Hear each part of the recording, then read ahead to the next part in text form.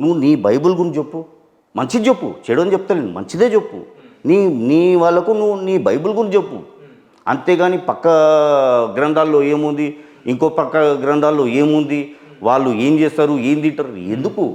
నేను రిక్వెస్ట్ చేసేది ప్రతి ఇందాక మీరు ఒక మాట అన్నారు, వీళ్ళందరూ కలిసి క్రైస్తవాన్ని భ్రష్టు పట్టిస్తున్నారు క్రిస్టియానిటీని అన్నారు కదా.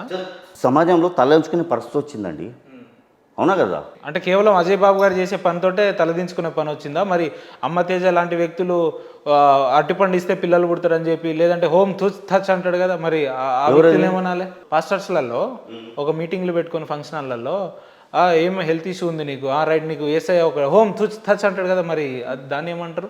అసలు వీళ్ళ మీద ఎందుకు కంప్లైంట్ చేయలేదు? అదే ఇది వీళ్ళు డ్రామా, ఇది డ్రామా అయినా ఆ ఎఫెక్ట్ ఎవరి మీద కనిపిస్తుంది? క్రిస్టియానిటీ మీదనే కనిపిస్తుంది. ఇది డ్రామా, ఇది వీళ్ళు పబ్బం గడుపుకోవడానికి ఒక డ్రామా. ఇప్పుడు ఓం తూ తుష్ అన్నారు అంటే ఆమె అనగానే ఒకటేసారి కొట్టుకుంటారు. అదే అంటున్నా కదా. ఇప్పుడు ఏదో క్యాన్సర్లు క్యూర్ అవుతుందంట, ఏదేదో. అవును అవును, మళ్ళీ కిడ్నీలో రాళ్ళు వెళ్ళిపోతాయి, క్యాన్సర్లు వెళ్ళిపోతాయి, ఎయిడ్స్ వ్యాధి తగ్గిపోతుంది, లేదంటే 2 కాళ్ళు 10 ఏళ్ళ నుంచి నడవాడు ఆ వ్యక్తి, ఆయన గలవంగానే ఆమెను అంటాడు, హోమ్ తుచ్ అంటాడు. మరి హాస్పిటల్ అంతా బంద్ చేపింది, 100 మీటర్ల స్ప్రింట్ కొడతాడు. మరి అపోలో హాస్పిటల్, గాంధీ హాస్పిటల్ అంతా ఒక ఇది చేసి అంటే వీళ్ళందరూ క్రిస్టియానిటీని చెడు పేరు తీసుకొచ్చి చేస్తారు కదా. మరి ఆ రకంగా క్రిస్టియానిటీ చెడు పేరు వస్తే మీరు తట్టుకోలేని వ్యక్తి అజయ్ బాబు గారి మీద కాకుండా ఇటువంటి వ్యక్తుల మీద కూడా కంప్లైంట్ ఖచ్చితంగా. ఎప్పుడు కంప్లైంట్ కాదు, ఇప్పుడు వీళ్ళకు బుద్ధి వస్తుంది. ఇప్పుడు వీళ్ళు చేయరు, మీరు చూడండి, ఖచ్చితంగా ఇలాంటి మంత్రాలు చేయరు వీళ్ళు రోడ్ల మీదకి వచ్చి, ఆ స్టేజ్ల మీద. భవిష్యత్తులో ఇటువంటి మీరు చూడండి పునరావృతం కావంటారా? ఖచ్చితంగా కాదు. ఇది కాదు, ఇప్పటి నుంచి ఏ చర్చిల్లో కానీ ఏ మందిరాల్లో కానీ వాళ్ళు ఇతర మతాల గురించి బోధించాలంటే ఆలోచించాలి. ఇప్పుడు అమ్మ తేజ పెద్ద దొంగ లంగాని ఇంకొక పాస్టర్ అంటాడు, అదే అమ్మ తేజ దగ్గర పోతే వాడే పెద్ద దొంగ లంగాని ఇంకొక పాస్టర్ అంటాడు. ఇదే అజయ్ బాబు గురించి చెప్తే వాడు నిన్నటిదాకా రేకుల షెడ్ కింద చేసిన వీడియోలు ఈరోజు 4-5 బిల్డింగ్లు కట్టుకుని వాడు కూడా కమర్షియల్ అన్నాడు. జాన్ పాల్ దగ్గర పోతే ఆయన కూడా అట్లే అంటాడు. విజయ్ ప్రకాష్ అంటే ఆయన కూడా. ఎవరు మంచోళ్ళు? పాస్టర్స్ అనే వ్యక్తులు, వీళ్ళని ఎవడు పాస్టరు, ఎవడు బోధించే వ్యక్తులు, బైబిల్ గురించి క్షుణ్ణంగా తెలిసిన వ్యక్తి ఎవరిని నమ్మాలి? ఫస్ట్ భక్తులు కూడా చేంజ్ అవ్వాలి, భక్తులు కూడా తెలుసుకోవాలి మనం ఎక్కడ పోతున్నాం, ఏం నేర్చుకుంటున్నాం. ఓకే, ఇప్పుడు నీకు బైబిల్ ఇష్టము, నీకు క్రైస్తవం ఇష్టము, నువ్వు పాటించు. కానీ వాళ్ళు చెప్పాలి, కేవలం నేను నీ ప్రార్థన స్థలానికి వచ్చినప్పుడు ఈ మతం గురించి చెప్పు, ఈ మతం గురించి బోధించు, నాకు ఇతర మతం గురించి చెప్పకు రా అని చెప్పి చెప్పు తీసి కొట్టు. అప్పుడు సిస్టమ్ అంతా చేంజ్ అవుతుంది. ఇది ఖచ్చితంగా రాబోయే కాలంలో ఇది జరిగే పరిణామమే. ఇప్పటి నుంచి ఏ పాస్టర్ కానివ్వండి ఇతర మతాల గురించి మాట్లాడాడు, ఇది నేను రాసిస్తాను. ఇదే అజయ్ బాబు అనే వ్యక్తి మళ్ళీ జైలు నుంచి బయటకు వచ్చి ఇదే రకంగా మాట్లాడితే మళ్ళీ పోతాడు. ఇదే రకంగా ఆల్వేస్ ఓపెన్. తప్పు ద్వారాలు ఎప్పుడు తెరిచే ఉంటాయి అంటారా? ఖచ్చితంగా.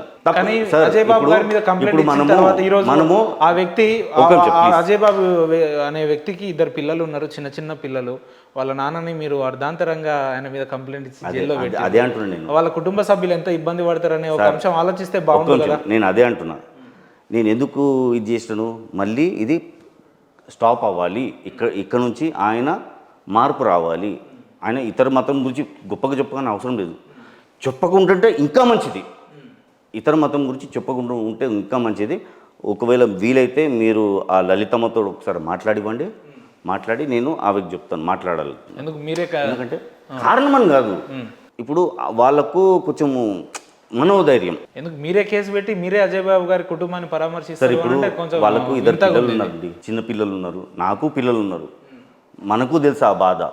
ఈయన నేను చెప్పాను కదా, ఇంకా ఎక్స్ట్రీమ్ లెవెల్కి వెళ్ళొద్దని చెప్పి దాన్ని కట్టడి చేయాలని చెప్పి. మీరు ఒకవేళ పాస్టర్ అజయ్ బాబు గారి భార్య ఎవరైతే లలిత కుమారి గారు ఉన్నారో వారితో మాట్లాడడానికి యాక్సెప్టబుల్ చేయాలా? ఫోన్ చేయండి. ఎందుకు వాళ్ళ ఫ్యామిలీని కూడా మాట్లాడి ఓదార్చాలనే ఆలోచన మీకు ఎందుకు వచ్చింది?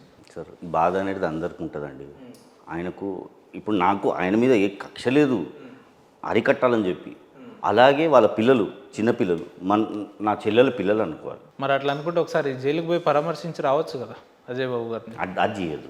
ఇప్పుడు వాళ్ళ భార్యతో మాట్లాడినప్పుడు ఆయనతో మాట్లాడడంలో తప్పేముంది? లీగల్ సిస్టమ్ ఒకటి ఉంటుంది, అది మనము క్రాస్ చేయదు. ఇది పరామర్శించడం, ఇది వేరే ఫ్యామిలీ మెంబర్స్ మనం చేయొచ్చు. అంటే ఎటు పోయినా ఈ ఫైల్ పట్టుకొని తిరుగుతున్నారా ఏంటి? ఆ ఫైల్ ఏంటి?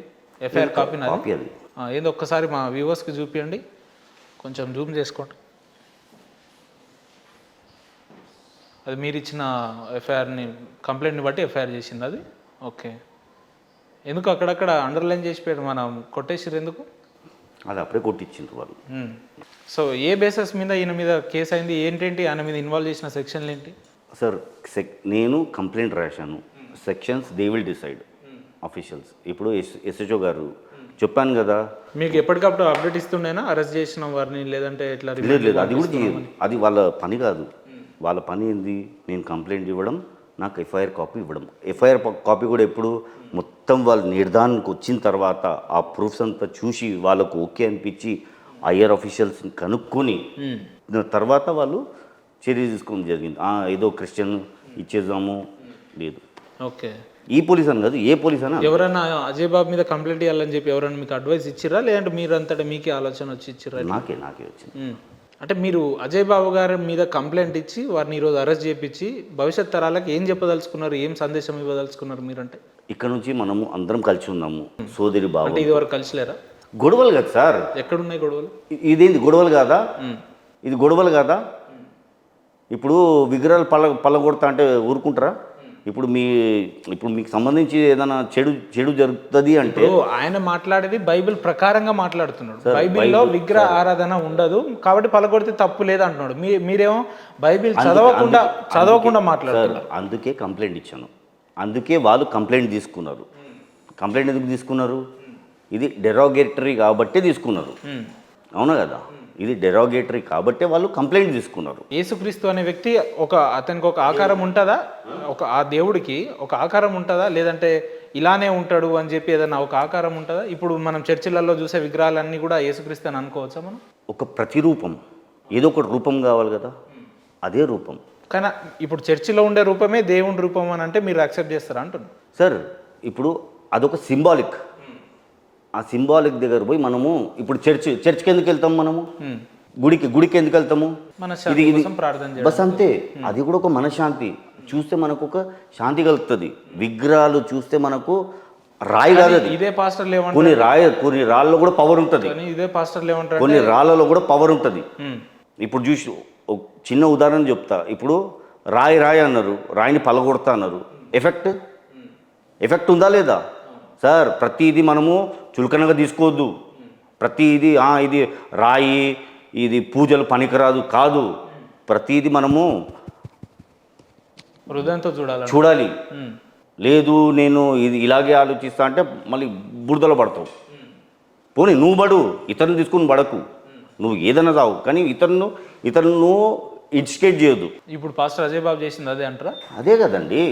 ఇప్పుడు ఆయన ఫాలోవర్స్ని అందరిని ఏం చేశాడు, ఇది తప్పు అని చెప్పి తప్పుడు మార్గంలో తీసుకుని వెళ్తున్నాడు. ఇప్పుడు చేయమని చెప్పండి, అందరూ ఇలాంటి వ్యాఖ్యలు చేయమని చెప్పండి, చేస్తారా? పాస్టర్లు చేయరు ఎవరు. ఇదే ప్రశ్న నేను అడిగితే బైబిల్లో విగ్రహారాధన లేదు, అసలు యేసుక్రీస్తు అనే వ్యక్తికి ఒక ఆకారమే లేదు, ఆయనను ఆ సిలువు దగ్గర చనిపోయే ముందు అక్కడ ఉన్న వ్యక్తి ఆ క్లాత్ తీసుకొని ఆయన ముఖం మీద రక్త ముద్దలతో ఇలా చేస్తే అదే ఆకారంగా భావిస్తారు తప్ప పర్టికులర్గా ఏం ఆకారం లేదు అని అన్నారు. అలాంటప్పుడు అటువంటి విగ్రహాన్ని వలగొడితే మీకు వచ్చే ఇబ్బంది? నేను ఏదైనా విగ్రహాన్ని ఇది చేసుకుంటా, నీకెందుకు? నేను ఏ విగ్రహాన్ని పూజిస్తా అంటే దానికి ఒక రూల్స్ అండ్ రెగ్యులేషన్ పర్టికులర్ సంస్కృతి సాంప్రదాయం ఏమో అవసరం లేదంటారు. ఇప్పుడు ఏం చేస్తారు తెలుసా, మన దైవభక్తులు ఏం చేస్తున్నారు, దైవజనులు అంటే క్రిస్టియానిటీ మన చర్చి ముందుకెళ్ళి యాటలు కోస్తున్నారు, కోళ్ళు కోస్తున్నారు, కొబ్బరికాయలు కొడుతున్నారు, లేదంటే బోనం ఎత్తుతున్నారు. ఇదేనా దేవుణ్ణి ఒక కొలిచే ఒక విధానం? ఇదేనా క్రిస్టియానిటీలో? ఇదే అంటారా? తప్పు కాదు. ఇప్పుడు వాళ్ళ ఇష్టము సార్. ఇప్పుడు ఆ మనిషి ఇలా చేస్తాడు, ఆయన ఇష్టం. హిందుత్వంలో గాయత్రి మంత్రం ఉంటుంది, పొద్దున్నే చదువుతారు, లేదంటే వెంకటేశ్వర శ్రీనివాస గోవింద అని చదువుతాం. కొత్తగా ఒక పాట వచ్చింది, ఏసయ్య గోవింద. విచిత్రంగా ఉంది, మాకు కూడా విచిత్రంగా ఉందండి. ఇదంతా ఎందుకు చేస్తున్నారు? పిచ్చి పనులు ఇవి, అసలు అవసరం లేదు. పిచ్చి అమీర్పేట దగ్గర ఎల్లమ్మ తల్లి టెంపుల్ ఉంటుంది, తెలుసు కదా మీకు? అవును. అక్కడ యాటలకు వస్తారు, మొక్కులు చెల్లిస్తారు, టెంపుల్ కాబట్టి చేస్తారు. వస్తుంది పూనకాలు వస్తుంది, దేవుడు వస్తాడని చెప్తారు. అరే క్రిస్టియానిటీలో కూడా అదే రకమైన సంస్కృతిని పాటిస్తున్నారు అది అంటే కొందరు- మీకంటూ ఒక స్పెసిఫిక్ పద్ధతులు లేవన్నట్ట మా హిందువులని కాపీ చేస్తున్నారు అన్నట్ట ఎట్లా అంటారు? ఇప్పుడు ఇండియన్ కల్చర్ ఫాలో అవుతాము, భారత సంస్కృతి ఏదైతే ఉందో మీరు ఇండియన్ కల్చర్ని ఫాలో అయితే బైబిల్ కల్చర్ ఎవరు ఫాలో కావాలి? బైబిల్ కల్చర్లో ఉందా ఇట్లా ఫాలో కావాలని? సార్ నేను కొబ్బరికాయ నా గురించి కొట్టాలని చెప్పి చెప్తాను. నేను నా గురించి యాటం కోయాలని చెప్పి ఉంటుందా బైబిల్ కల్చర్? సార్ మేము కూడా ఇప్పుడు పుట్టిన మనిషి మీకు ఎలా సంస్కృతి ఉందో మాకు కూడా సేమ్ అలాగే ఉంది. చనిపోయే వరకు మీరు కాలుస్తారు, మేము పుడుస్తాము, అక్కడే తేడా. మిగతా అంతా ఈవెన్ పెళ్ళిళ్ళలో కూడా అది పసుపులు పెడతాము, అవును ఇండియన్ కల్చర్ కదా. అది చీరలు కడతాము, ఇండియన్ కల్చర్ కదా. కాళ్ళకు మెట్లు వేసుకుంటారు, ఇండియన్ కల్చర్ కదా. మళ్ళీ డైరెక్ట్ హిందువులని చెప్పుకొని తిరగొచ్చు కదా, మళ్ళీ క్రిస్టియన్ ఎందుకు, మళ్ళీ ఇంకో పేర్లు ఎందుకు? దాన్నే ఇండియన్ కల్చర్ ఫాలో అవుతాము అంటారు. హిందూ కాదు, ఇండియన్ కల్చర్ చాలాది. దేవుణ్ణే ఇండియన్ కల్చర్లో మార్చిరు మీరు ఇప్పుడు. దేవుని ఇండియన్ కల్చర్గా మార్చలేదు. ఇండియన్ కల్చర్ని మేము ఇక్కడ ఉన్నాం కాబట్టి ఈ ఇండియన్ కల్చర్ని మేము మర్యాద ఇవ్వాల్సిందే. ఇక్కడ ఉన్న సంస్కృతిని మీకు చిన్న ఉదాహరణ నడుపుతాను. మీరే ఉన్నారు, మీరు ఏ మతమో తెలియదు, పక్కకు పెడతాం, నేను హిందూనే, జీరో అనుకోండి, న్యూట్రల్. న్యూట్రల్.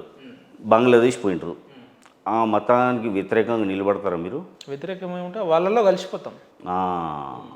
అదే నేను చేస్తున్నాను, అదే మేము చేస్తున్నాము. ఇక్కడ ఉన్న కల్చర్ని మేము ఫాలో అవుతున్నాము. అగౌరవపరచొద్దు, అగౌరవపరచం కూడా. మాకు ఆ హక్కులు లేదు. ఈ మతమే కాదు, ఏ మతానికి వ్యతిరేకంగా నిలబడము. అంటే మీకు క్రైస్తవ్యాన్ని భ్రష్టు పట్టిస్తున్నారనే ఒక బాధ తప్ప వ్యక్తిగతంగా మీకు అజయ్ బాబు గారికి ఏం ఇంటెన్షన్ తోటి కాదు మీరు అట్లేం లేదు, అట్లేదు. మరి ఆ రకంగా నిజంగా మీ కమ్యూనిటీని భ్రష్టు పట్టిస్తున్నారు అనే వ్యక్తులు కొంతమందిని సెలెక్ట్ చేసుకోండి. మీరు ఫ్యూచర్లో కూడా అటువంటి వ్యక్తులకు ఏమన్నా ఉంటే మీరు ఛార్జ్ తీసుకోండి, ఇంకా బాగుంటుంది కదా. ఎందుకంటే రెండు తెలుగు రాష్ట్రాల్లో ఇప్పుడు స్వామి జోసెఫ్ గారు అని అంటే తెలియని వ్యక్తి లేరు. ఆ రకంగా వెళ్ళిపోయారు, ఒక ఓవర్ నైట్ స్టార్ అయిపోయారు మీరు. ఏది మన ప్రయాగ్రాజ్లో పూసలు అమ్ముకునే వ్యక్తి ఏ రకంగా అయిందో ఆ రకంగా అయ్యారు. సరే, మీరు ఆయన అరెస్ట్ చేయించిరా, కేసు పెట్టిరా, ఇవన్నీ తర్వాత సంగతి. ఎందుకు పెట్టాల్సి వచ్చిందని అయితే మీ మీద అయితే చాలా ప్రశ్నలు, చాలా క్వశ్చన్స్ రేజ్ అవుతాయి. జవాబు రెడీగా ఉన్నా, లెట్ దమ్ కమ్. ఈవెన్ మాట్లాడుతున్నారు ఏదో పాస్టర్స్ అసోసియేషన్ మీటింగ్ గురించి వస్తా అని చెప్పినాను. లేదు, మా అజయ్ బాబు గారి మీద ఇట్లా కంప్లైంట్ ఇచ్చారు మీరే అని చెప్పి ఇప్పుడు ఇంటర్వ్యూ బయటికి పోతే చాలా వైరల్ అవుతుంది. దాని తర్వాత జరిగే పరిణామాలను మీరు తట్టుకోవడానికి సిద్ధంగా ఉన్నారా? వారి అభిమానులు కావచ్చు, క్రిస్టియానిటీలో వారిని అభిమానించే వ్యక్తులు ఏదన్నా మీ మీద ఏదన్నా చేస్తే? సార్ ఒకటి, మనము ఫ్యూచర్ అనేది ఇప్పుడు ఆ వార్నింగ్లు అదంతా వద్దు. ఓకే, వార్నింగ్లు అనేది వద్దు. ఇప్పుడు నేను శాంతియుతంగా మాట్లాడుతున్నా, వాళ్ళు కూడా శాంతియుతంగానే మాట్లాడతారు. ఇప్పుడు మీరు ఎందుకు పరిణామాలు అంటే వాళ్ళు ఒకవేళ ఎక్స్ట్రీమ్ అయ్యారు అనుకోండి, దానికి ఎందుకు అవుతారు? అరే మీరే అంటున్నారు కదా వీళ్ళు ఎక్స్ట్రీమ్ అవుతున్నారు అంతా, అందుకే ఆగుతారు. ఆపాల్సిన బాధ్యత కాబట్టి ఆపే ప్రయత్నం చేశాను. వాళ్ళు ఆగిపోవాలి, ఇకపై ఇంకో నెగిటివిటీ పెరగొద్దు అని చెప్పి ఒక చిన్న ప్రయత్నం. మళ్ళా ఒకవేళ నా స్థానంలో నా స్థానంలో అజయ్ బాబు అనే వ్యక్తి కూర్చొని ఉంటే ఆ వ్యక్తికి ఏం చెప్పదలుచుకున్నారు మీరు? All the best, stay happy, spread peace, love, harmony, don't speech hate. Okay అండి, థ్యాంక్ యూ అండి. ఇంత బిజీ స్కెడ్యూల్లో కూడా మా స్టూడియోకి వచ్చి మీ విలువైన సందేశాన్ని ఇచ్చినందుకు. ఓవరాల్గా మా సబ్స్క్రైబర్ల కోసం లేదంటే ఈ మతాల మధ్యలో జరుగుతున్న, అంటే మీరు చాలా ఇంటలెక్చువల్గా మంచి మాట్లాడుతుంటారు కాబట్టి ఇప్పుడున్న సమాజంలో మతాల మధ్యలో ఇంటలెక్చువల్స్ అని చెప్పుకొని లేదంటే డిబేట్లు పెట్టుకొని పరస్పర వివాదాలకు ఒకరినొకరు తక్కువ చేసి మాట్లాడే రోజులలో ఉన్నాం కాబట్టి అటువంటి వ్యక్తులకు లేదంటే ఇప్పుడున్న యంగ్ జనరేషన్కి ఏం మెసేజ్ ఇవ్వదలుచుకున్నారు మీరు? సార్, ఇప్పుడు రాబోయే తరాలకు, అవును, అప్కమింగ్ జనరేషన్కి మనం ఏమి ఇవ్వాలి? వాళ్ళకు పీస్, అంటే ఈ గొడవల్లో పెట్టిపోవద్దు మనం మాలాంటి. దాని గురించి ఈ కృషి. ఎందుకంటే ఈరోజు నేను ఉన్నాను, రేపు ఉండకపోవచ్చు. రేపు నా పిల్లలే ఉన్నారు, ఇవంతా చూసి వాళ్ళకు కూడా ఈ ద్వేషాలు పెరగొద్దు, వద్దు. మనమందరం భారతదేశంలో ఉన్నాము, గంగా జమున తహజీబ్లో ఉన్నాము. ఓకే,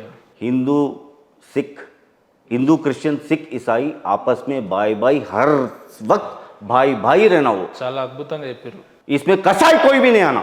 ओके, कोई भी रहने दो, नो कसाई, ओनली भाई भाई का चारा ही रहना. अगर आए तो कोई मेरे जैसे कोई ट्राई करो.